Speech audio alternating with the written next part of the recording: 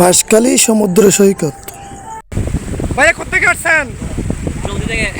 বাঁশখালী জলদি থেকে না? জলদি থেকে। এখানে বেড়াতে এসে কেমন লাগতেছে আপনার অনুভূতি কি? অনেক ভালো।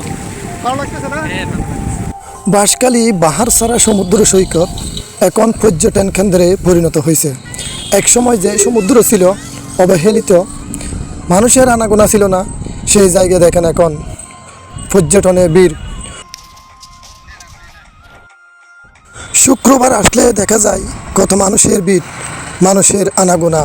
সকাল হলে দেখা যায় জেলেরা মাছ নিয়ে ব্যস্ত, এখান থেকে মাছ আহরণ করে শহরের দিকে ছুটে চলে সেই মাছ ব্যবসায়ীরা। কাজের ফাঁকে ঘুরতে আসে এখানে হাজারো পর্যটন। বাঁশখালী সমুদ্র সৈকতের ঢেউ এখন আরও বাড়তেছে।